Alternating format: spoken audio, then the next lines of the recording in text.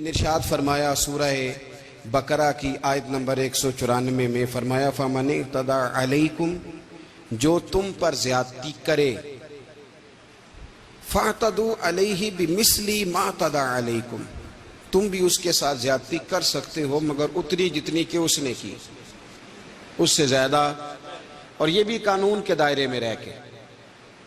تم اس پر مقدمہ کراؤ گے، حکومت وقت کے پاس جاؤ گے، خود جج بننے کی اجازت نہیں ہے، اتنی زیادتی کرو گے جتنی کسی نے تمہارے ساتھ کی۔ اور آگے جو لفظ ہیں وہ اور مزیدار ہیں، فرمایا وَاتَّقُوا اللَّهَ، اس میں بھی اللہ سے ڈرنا، مثل جتنی اس نے زیادتی کی اس کی مثل زیادتی کرنے میں بھی اللہ سے ڈرنا۔ اور یاد رکھو وَاعْلَمُوا أَنَّ اللَّهَ مَعَ الْمُتَّقِينَ، یہ جان لو کہ جو اللہ سے ڈرتے ہیں اللہ ان کے ساتھ ہی ہوا کرتا ہے۔ جب کوئی آپ پر شدید حملہ آور ہے، اس نے سخت سست کہا ہے، اب آپ کا رد عمل جوابی اقدام، اب پتہ چلے گا۔ میرے نبی کریم علیہ السلام نے صحابہ سے پوچھا تھا بتاؤ پہلوان کون ہوتا ہے؟ عرض کہ یا رسول اللہ جو کشتی کے میدان میں سامنے والے کو بچھاڑ دے پہلوان ہے۔ تو نبی کریم نے فرمایا نہیں بھائی، پہلوان تو وہ ہوتا ہے جسے جب غصہ آئے تو اپنے اوپر کنٹرول کر لے، جو اپنے نفس کو بچھاڑے۔ سزا اسے ملے گی جس نے جرم کیا ہے، جس نے جرم نہیں کیا اسے سزا ملے گی۔ یہ سمجھ لے میری بات۔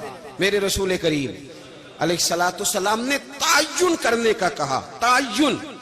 حضور علیہ السلام نے صحابہ کو وصیت فرمائی، فرمایا جب جنگ کرنے جاؤ تو اس پر تلوار اٹھانا جو تم پر اٹھائے، جو تم پر تلوار نہ اٹھائے اس پر تلوار نہ اٹھانا۔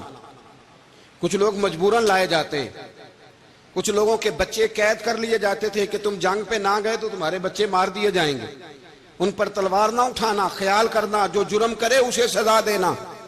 حضرت اسامہ بن زید رضی اللہ تعالیٰ عنہ فرماتے ہیں ہم جہاد کرنے گئے، ایک شخص پر میں نے تلوار اٹھائی اور جب میں اسے قتل کرنے لگا تو بول پڑا، کہنے لگا لا الہ الا اللہ محمد الرسول اللہ صلی اللہ علیہ وسلم۔ فرماتے میں نے اسے کہا کہ اب جان چھڑانے کے لیے کلمہ پڑھتے ہو،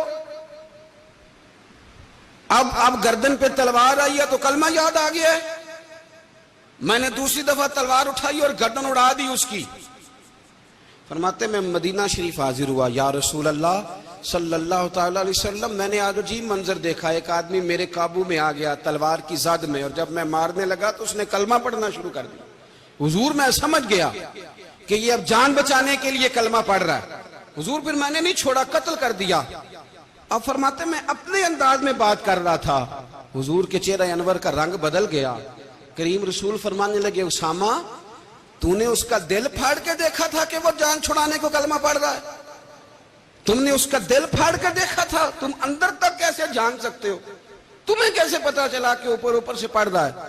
فرمایا وہ کلمہ پڑھ رہا تھا تو تمہیں چھوڑ دینا چاہیے تھا، اس لیے کہ جو کلمہ پڑھ لے جب اس کا کلمہ اللہ رسول قبول کرتے ہیں تو تم کیوں نہیں قبول کرتے؟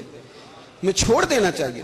جس کی جتنی غلطی ہوگی ٹٹولا جائے گا، سزا مجرم کو ملے گی، مجرم کی ماں کو نہیں ملے گی۔ سزا مجرم کو ملے گی، مجرم کے باپ کو نہیں ملے گی۔ سزا مجرم کو ملے گی، اس کے بہن بھائیوں کو کبھی تانا بھی نہیں دیا جائے گا کہ تمہارے باپ نے یہ جرم کیا تھا، کبھی تذکرہ بھی نہیں کیا جائے گا۔